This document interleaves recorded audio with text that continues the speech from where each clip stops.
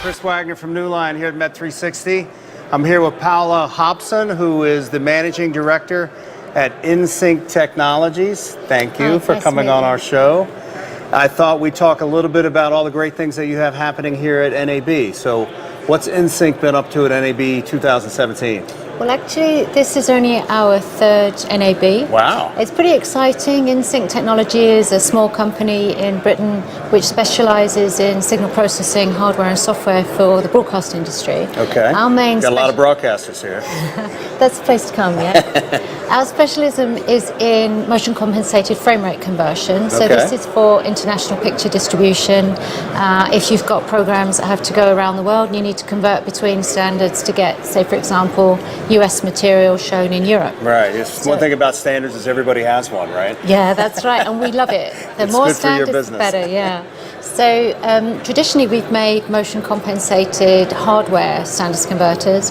A couple of years back, NSYNC started to bring in a range of software standards converters. And at the show we've launched a new plugin for Adobe Premiere Pro. Right. We've also launched the professional edition of the Frameformer standards converter for Final Cut Pro. Wow. And NSYNC actually this year launched a hardware standards converter which does UHD. If you guys ever go to bed, that's a lot of work. That's a lot of work. Yeah. Congratulations. Thank you. So one of the things that Newline does with NSYNC, we partner around our main concept line of products and codecs. How do you use main concept?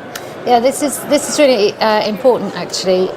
The software standards converters that NSYNC produces, they're actually an engine which kind of sits within a workflow. Okay. So a user has a media file and they need to convert that media file from one format to another and make a frame rate conversion as well. Right. So the main concept codecs are used to decode the content before it goes into the NSYNC Frameformer process, and then we'll use those codecs again on the output side to encode back to the customer's preferred format. Wow, that's cool.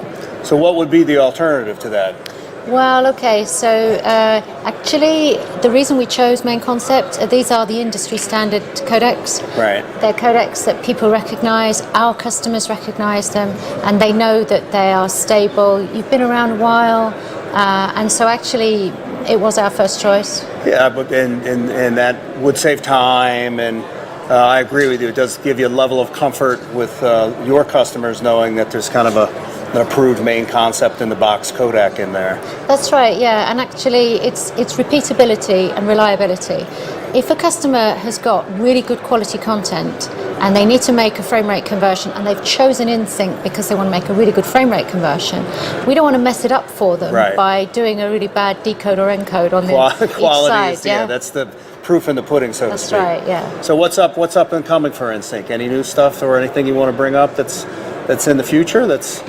Yeah, so we're continuing to develop the NSYNC Frameformer standards converter. It already does SD, HD and UHD. Okay. But what our customers are asking now is to integrate HDR processing. Perfect. So that is the thing that we're working on next. And then so IBC time, that's when you'll see the next launch, which is going to be the updates with all the HDR in. Great. That means both NSYNC and Newline are going to be at IBC. Yeah. So I will see you at IBC. Yeah, great. Thank you very much. Thank you for coming on the show. Thank you for being a main concept and a Newline customer. Okay, thanks. That's it for this segment of Met 360. Stay tuned. That's perfect.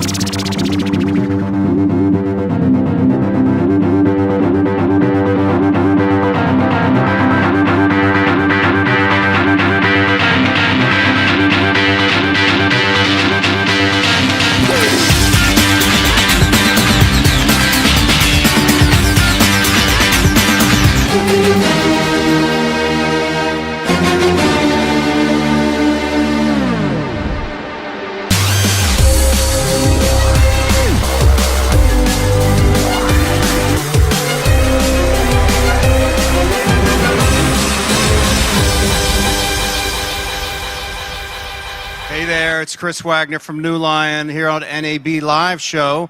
We're at the New Lion exhibit here in the main concourse. Let me give you a quick tour. So New Lion is an OTT platform company. We have many big clients, NFL, NBA, UFC, Skate League, Tennis Channel, and others who use our platform to put their live events all the way out to all their consumers on any kind of device. We had about 63,000 live events last year on our platform. Follow me, I have some other cool stuff. We also launched a new product called New Lion Ace Analytics, which helps OTT marketers actually find new subscribers. There's so much stuff to watch out there. Finding those subscribers and keeping those subscribers is one of the things our new product, New Lion Ace, does. It uses all that great data and helps OTT marketers actually find ways to use that data and find those subscribers, and once you get them, keep them so they don't churn out. Couple of other things. Here in this corner, we have our line of Kodak products for encoding and decoding Kodaks. It's our line called Main Concept, and Main Concept is used by many of the broadcasters here at NAB to do things around H.264, H.265, and all the great things happening with HEVC. That's Main Concept. And then lastly, over here, we're doing some really cool things in the world of 4K streaming.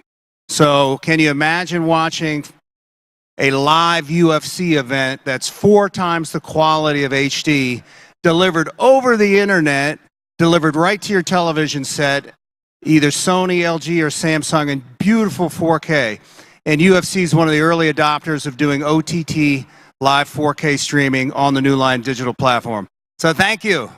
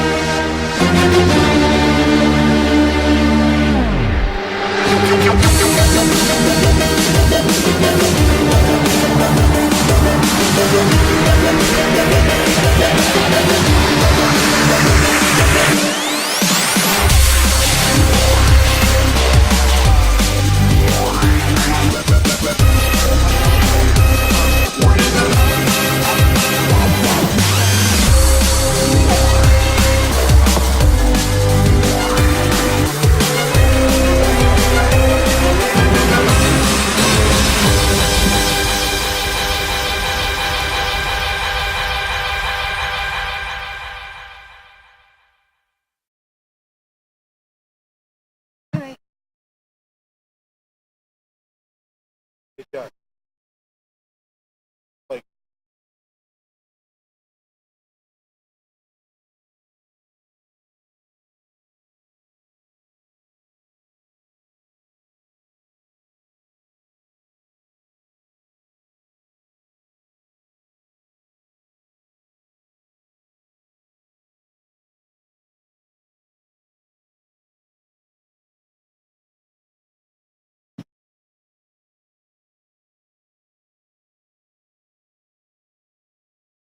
We're here with Julio Ramon, another product manager at ICANN. How's it going?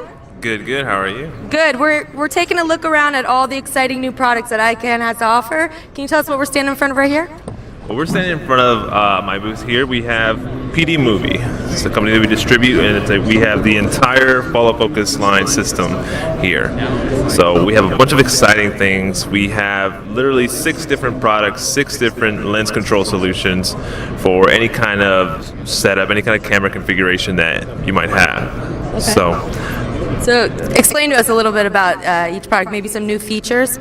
Yeah, the first one I want to talk about here is our one of our workhorses here. It's our Remote Air Pro, and this system, what it is a 3-channel, 3-motor follow focus controller. So the way it works is that it uses an iOS device like an iPhone or iPod Touch, and it uses that. It integrates it with an app, and it becomes your control interface. So on the app, you're able to control your lenses. You can control your focus, iris, and zoom, and you can control it all through the app, or you can use the focus knob or the rocker switch on the back for your zoom control. And the great thing about this is that you can input a lot of your lens data.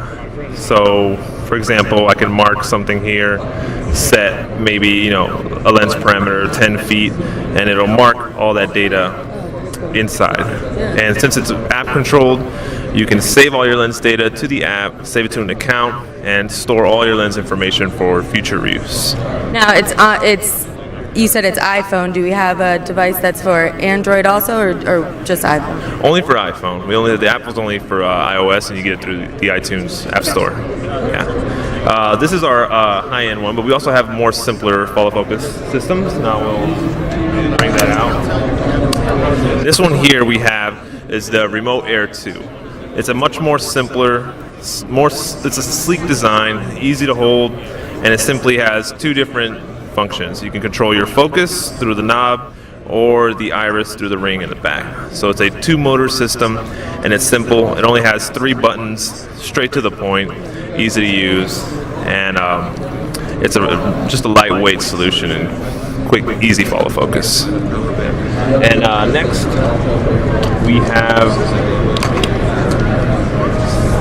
we even have, now I don't have the motors on me here, but as you can see, we have the app here.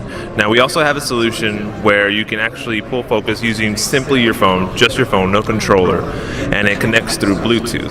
So you use the app similar to the other controller, and you communicate to the motors just wirelessly through Bluetooth. So it's our best entry-level follow focus system that we have. If you have an iPhone, you pretty much already have a follow focus solution in your pocket. And you can just get that at the App Store. Yes. Now this system that we have here is a Remote Live. It's a thumb controller that is designed to fit around any kind of hand grip. So you can mount it here onto a gimbal, a Steadicam, shoulder rig, or even just a tripod handle. In this situation here, I have it mounted to a gimbal. We have the controller mounted to the hand grip here. There is a cable running down to the first motor on the lens. A daisy chain cable connects a second motor, and finally we have a third cable that runs to our power source. Now through here, we're able to simply grab this handle, control our focus or iris or zoom, and it's a great solution really for any kind of operator who likes to pull their own focus and operate as a single operator. Very, very cool. Well, thank you so much for explaining all these. Yeah, no problem. Have a good show. Great, thank you.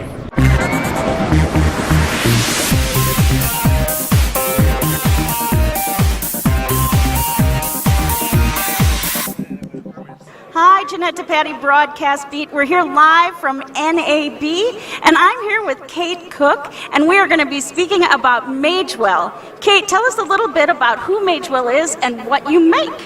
Very good. It's so great to be here with you. Thank you for coming. Magewell is a capture card manufacturer based in China with a very broad and wide global distribution network. Where our expertise is in letting people get their video into their system and across the internet in order to do live streaming, video conferencing, collaboration, lecture capture, medical imaging, etc. So we focus entirely on the live capture process. All of our products are either plug and play, so they'll work on any operating system in that manner, or we have Linux, Windows, and Macintosh drivers for any of our PCI systems. Very great. What's that you've got in your hand? This is probably one of our most popular products that has been around for a couple years, but it just never loses its popularity. Number one, it just works, okay? Well, we like things that just work, right? Exactly. This is the USB capture HDMI dongle, and we also have an SDI version as well. So you take your HDMI camera or your SDI camera in, you do USB 3.0 out, and then you utilize some third-party software, typically something that's direct show based, in order to go do your application like live streaming or video conferencing, or maybe this is your on-ramp if you're going to do NDI across your Ethernet. These products here have led right into our Plus family of dongles, where we have taken and a little something. So we still have the ingest, but now we have a pass-through. So if you want to hand off to a confidence monitor or something along those lines, and we're also giving extra audio. So we have an audio in and an audio out. We have a DVI version, SDI version, and HDMI version in the Plus family. These are all plug and play, so there is no driver to load, which makes it extremely easy if we're not a double E electrical engineer who's actually doing the encoding. Great. And what is the hottest thing you've got here at the show this year? I think, much like last year, one of the things that everybody's buzzing about is 4K. We have an extremely robust family of 4K products, both PCIe, and we actually have USB 4K as well. So what I'm holding in my hand is one of our most popular ones. This is a single channel 4K card. On the SDI, it's 4K with 30 frames of capture, and on the HDMI side, it is true Ultra HD cinematic specification 4K 60p. We have Linux, Macintosh, and Windows drivers for this, and an extremely robust SDK for the developers that are out there. So you have all 4,000 pixels or the UHD minus 16? We have them all. Very nice, very nice. Was there anything else you want us to know? I think it's important for our customers to know that our products are all universal drivers, so they can develop on one and then they're developing for all. They can put multiple cards in a system, and even in our USB space, people can have multiple USB devices on a system, and that's not something that they realize as long as they're on separate buses. I think the best part about Magewell is just how we do business. It's just our corporate culture that not only do we manufacture the very best capture devices that are on the market, but we have very high standards in how we interact with our customers and provide them post-sale support, and that's something I'm extremely proud of among our entire team. You mean we get to talk to a real person, not a chatbot? You do. We actually even cross-advance replacement product if something fails. We give away cables for free. Who knew? So where can people find out more about Magewell? We'd love it if they stop by our booth here at NAB this year. We're on the upper floor, way in the back of the South Hall. They'll probably hear us before they see us. We're a loud and rowdy bunch having lots of fun out here at the show, right? They can go to magewell.com, which is MAGEWELL.com. Well, thank you so much. Jeanette DePatie for Broadcast Beat.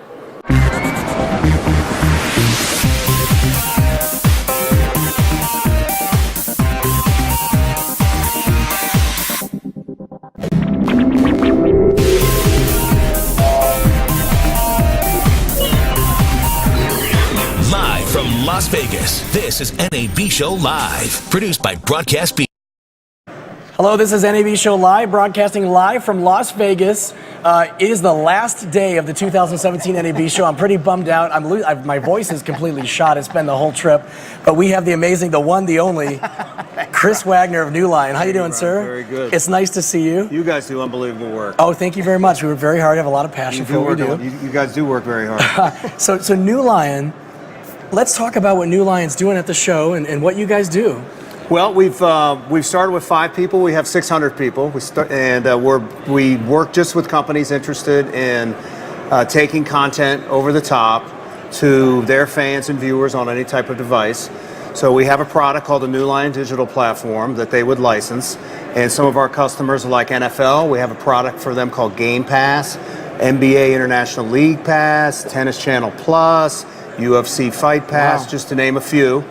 And they use our platform, so somebody produces the video in either HD or 4K. Our platform grabs those signals, puts it in all the right formats, ships it out over the internet in high quality, and then plays it back out on apps that are developed on the phone. Yeah. So it's quite amazing, the digital age, what's happened. You know, back in the day when it was just traditional terrestrial broadcasting, and now it's completely been evolved. Well, the internet connects everybody. Sure. So instead of trying to work with a broadcaster in every region, like our NFL League Pass product, the NBA League Pass product, the playoffs are going on right now, so they actually can take a game out of, the LA Staples Center and make it available to fans in over 200 countries. You used to not to be able to do that, right? You have to go to every broadcaster, and they'd have to get a feed, and then you'd have to broadcast. It's just a lot simpler. Right. So talk about what you guys are doing for your broadcast for New Line, because you're actually using your own technology, and maybe talk about that workflow a little bit, because I think it's exciting how it's being used. Together with Broadcast Beat, we've built a virtual studio right behind us. So all of your great camera equipment and your switchers and the production of this event goes into a New Line encoder. We then backhaul and stream that into our cloud. In our cloud, we put it in all the right formats so that it runs on mobile or PC or what have you. Sure. We then push it out across these content delivery networks. And it's interesting because I have an office in Singapore, and they called me last night and they go, "We're watching the NAB show and it's awesome." That's amazing. So it allows you to reach anybody.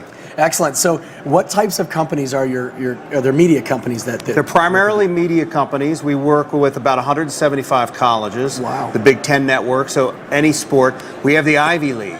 So we do live streaming of fencing. Oh, really? Squash. Wow. Crew. They have about 30-some sports for every school. Excellent. So let's talk about the 360 camera that you have over there. We were just chatting about it a minute ago. We launched a nice new partnership with Nokia Ozo. And the Ozo camera has 8 lenses and 8 microphones. It's really high quality. That camera goes into an Ozo Live Stitcher. So each of those 8 lenses gets stitched together, and the audio gets stitched together into a 360 stream. And that in itself is amazing, the stitching. It's really hard to do. Yep. And then that stitcher goes right into our encoder, so we can stream out 360 video that when it gets to the end user, it could snap into a VR headset, or you could have it on your phone and move it around and get 360. But you're doing really cool stuff. So if you want to see the best seat in the house at a concert, or you want to go to the rowdiest section of a gymnasium, or you want to experience a new ride, at an amusement park, 360 just creates a whole different effect. Wow. So how did you guys get started originally? I know you started with 5 people, right? And there's so many stories about companies that start like in a 500 square foot office, and all of a sudden they have this huge success story. Our first customer actually was for 1-800-Flowers. We built a website to sell flowers. Wow. That's how we got started. Wow. And then we found this really cool piece of technology in China that allowed you to do video compression over the internet. And we started thinking about internet TV instead of going through traditional broadcast. And back then people were like, people aren't going to watch TV on the internet. Right. And then, we won a couple of deals, and we started doing some sports, and then that kind of grew into entertainment. And then the industry recognized that people would prefer to watch TV on whatever they have in front of them. Sure. And here we are. That's very exciting. Well, it's been very exciting working with you guys this week. Same with you guys. And on the NAB website, on the NABshow.com website, there is a button that says Met 360 Studio, and so I encourage folks to check that out and see what you guys have done this week. It's quite exciting because you have video on demand. We've archived all the great things we've produced together. So to your point, you can go to the Met 360 site and find all these great shows and interviews and just a wealth of information that we've been able to capture over the last 4 days. Excellent. All right, again, everybody, Chris Wagner from New Line, thank you so much. Thanks, Brian. And we're going to roll right into to Joanne, right? Joanne Yin. Yes. All right, let's talk about NAB Show Shanghai.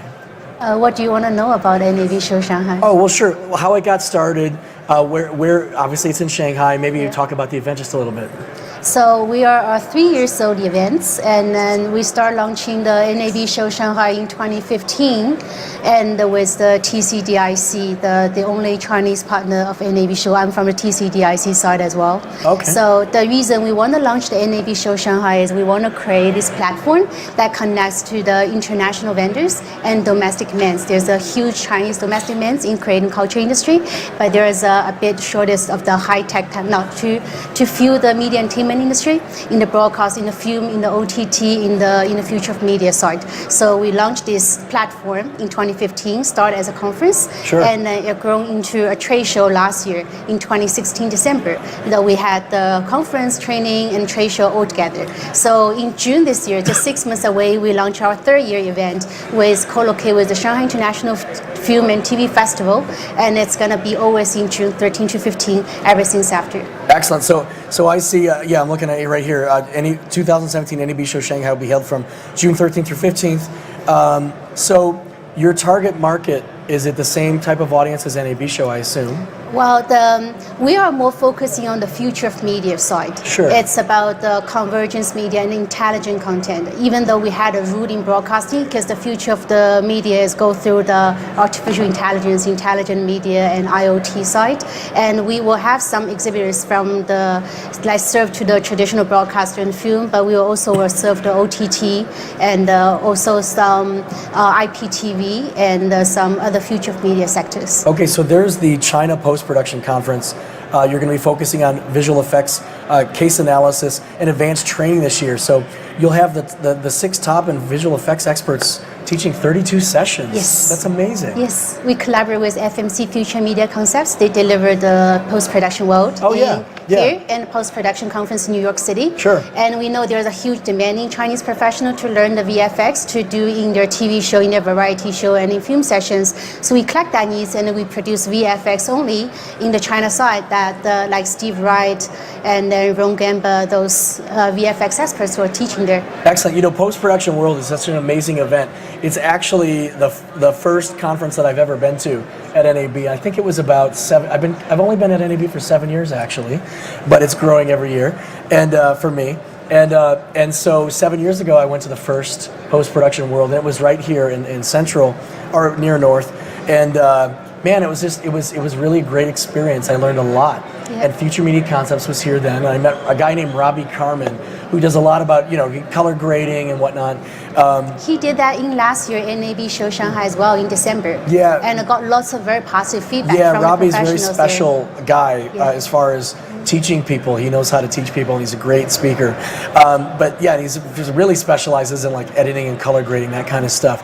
But it was such a great conference because everybody learns best practices, and it's thought leader discussions. It's how to do your, not to say that you don't know what you're doing, but to help you improve what you're doing in the post-production facility you're working in, a broadcast space. Yeah, maximize your creative thinking and then Sure. to make the skills more efficient. I think that's very much needed in the Chinese and in Asia Pacific post-production professionals market.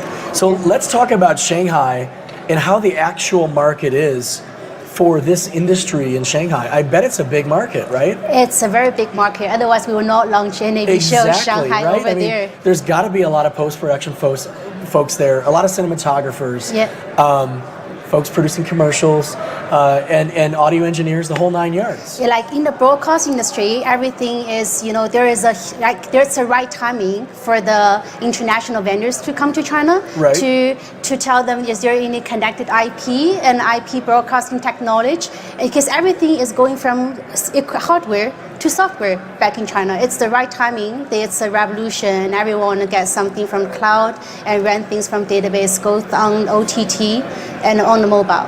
So, and also on the cinematographer and the post-production side, people are trying to learn more technique because they want to create a Hollywood blockbuster movie, but with some Chinese characters, because Alibaba and lots of Nawanda Group has created lots of the new ventures in Hollywood. So they want to create some movies together. That is lack of, need lots of technology to fund the cinematographer and the post-production community.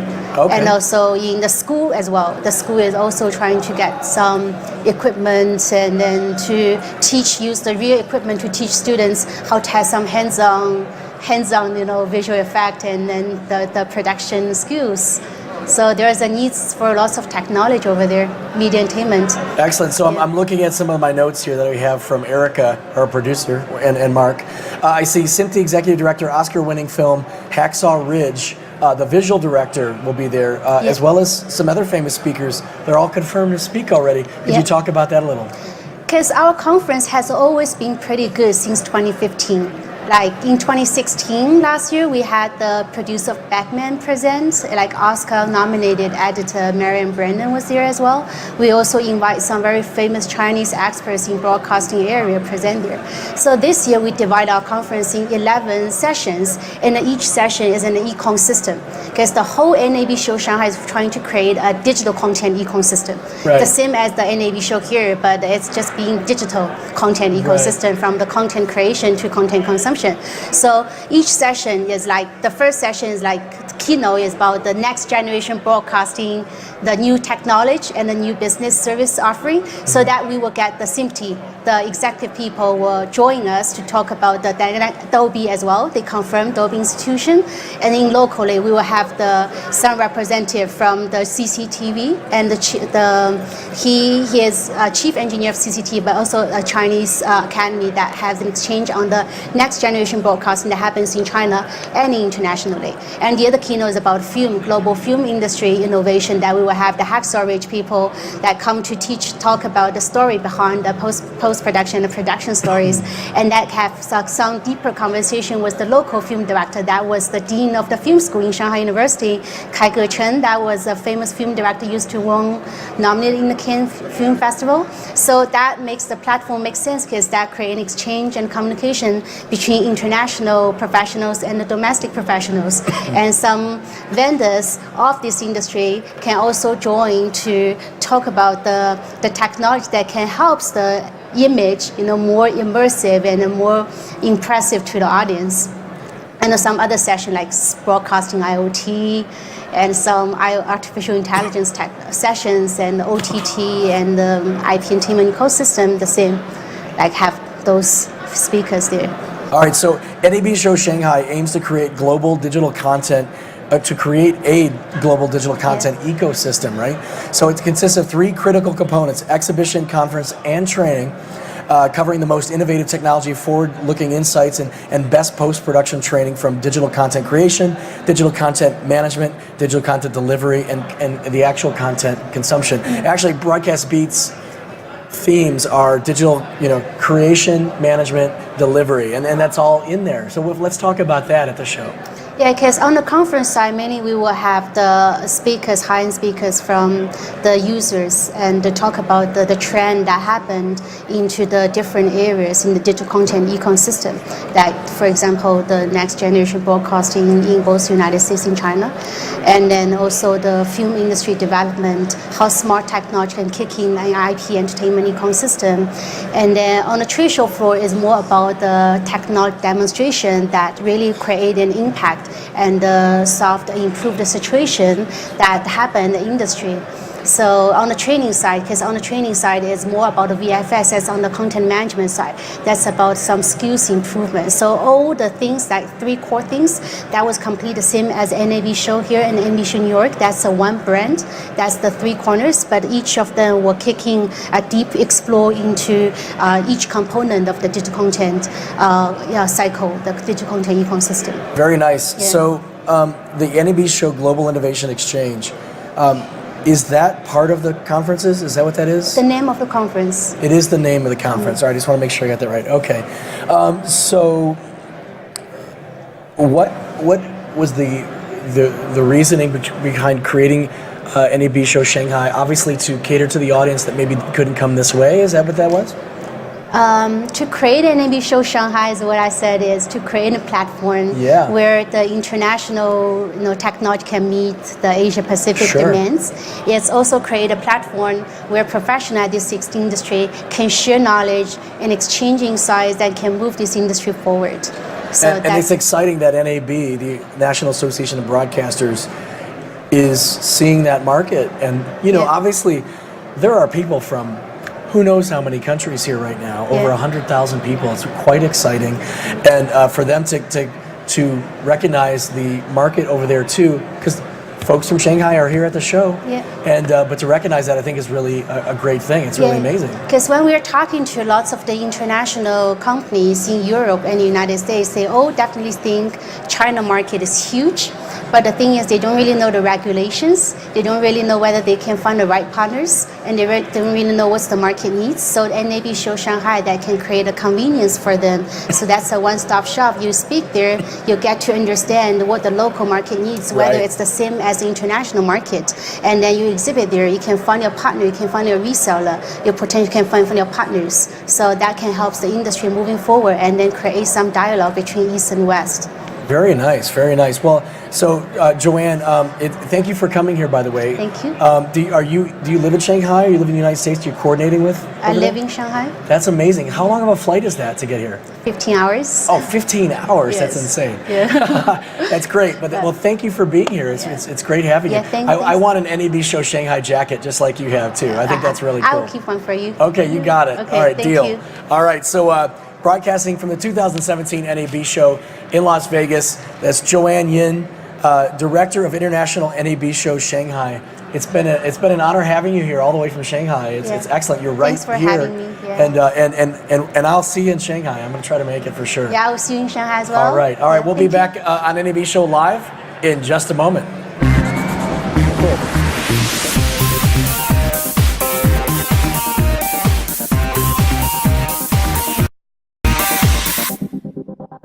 Jamie Alexander here with Broadcast Beat. We're here at the NAB Show 2017, and we're celebrating 75 years at the Dielectric booth. Happy birthday, Dielectric! Thank you very much. We're very excited about our 75th anniversary. Obviously, a lot of hard work put into this, and so it's going to be a really good year for us, for sure. Yes, you guys are amazing and friends of ours. So this is Keith. Keith, thanks for spending some time to chat with me. No problem. No problem at all.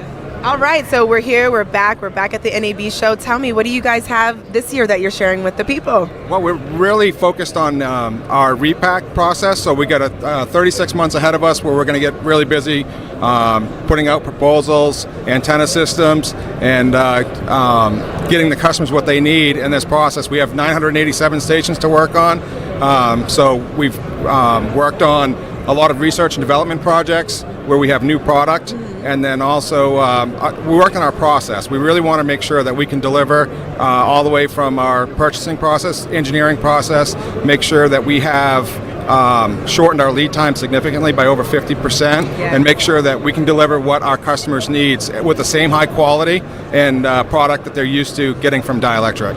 Yes, absolutely. So for those who may not know all about Dielectric and what you guys do, why don't in a nutshell you tell them how you function? All right, certainly. So we take care of broadcast equipment from the transmitter building, from the transmitter out. So transmission line, filters, combiners, and antenna systems for the broadcast community. Very nice. So tell me some of the feedback that you're getting about some of the new stuff that you guys are putting out and your high quality and great performance that you're able to provide. We've been able to put out over 700 proposals to our customers in the past 4 weeks. So we're proving to them that we're ready for this repack. In addition, we're getting a lot of feedback where they're signing up with agreements with us to make sure that they get their systems from us. And you know, everybody sees that we're really changing the dynamic of how we used to do business and improving upon it. So customers are very excited. We've got them locked in, and we're ready to do a lot of business with them. Absolutely. And I mean, evolving and growing and making improvements is always a great idea. But what prompted it specifically for Dielectric? I think specifically there's two key drivers. One is ATSC 3.0. So on top of the repack, we're going to go into additional business with ATSC 3.0, and that's going to drive a lot more antenna systems. So we knew that in addition to what I said earlier with the repack, we're doing 987 antenna systems. We just had to make sure that we met the demand and the deadline that's set by the FCC and the government. So we got my senior team together, really worked on the process, and change is very difficult for a lot of people. So we really challenged them with a lot of different paradigms, and we've come up with a process that we know that we'll be able to do this the whole process and get all these systems out. So it's very exciting. Yes, I love it. Congratulations. And are you guys going to have cake or cupcakes here for the 75th celebration? We've got a great breakfast that we put on for our customers each year, and we're going to be doing a lot of goodies and different knickknacks that we're giving out for our 75th. So very exciting. All right, nice. Now, where can we find you guys online for those who want to know more and follow up? Absolutely. www.dielectric.com. We also have a LinkedIn page, Facebook, a lot of social media being put out there. So exciting times for Dielectric for sure. Wonderful. Thank you so much for spending time with us here at Broadcast Beat, and have a great show. Thank you very much. I appreciate your time, and we look forward to the rest of the show. Yes.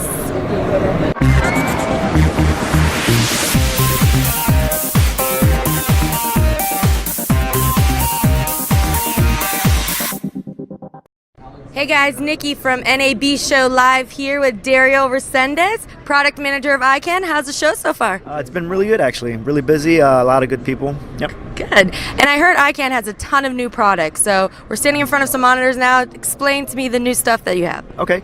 So this year we're actually introducing quite a bit of new 4K monitors. The ones that are next to me here is our line of production and post-production and broadcast monitors.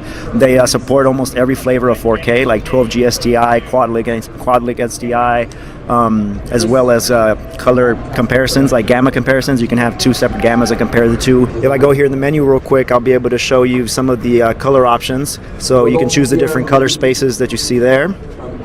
And if I go into color space comparison, you can see that now the screen is in two different color spaces. The native one for the LCD panels, as well as Rec 709. And if I really want to, I can wipe to the side so I can see the two different color spaces how I want to. Also, a very unique feature for this is that it has native waveform vector scope and RGB parade as well, as you see here. And the monitors that we're looking at here, these are all shipping, or? Yes, well actually two of them. We have a 24-inch and we have a 17-inch right now that are shipping. The 55 that you see here, as well as a 31 and another 24 over here, are going to be shipping soon, like in the next month or so. So all of them are available on our website right now, so you can check them out. All right, and give us that website. www.icanncorp.com. All right, visit www.icanncorp.com. Thank you, Dario. No problem. Thank you.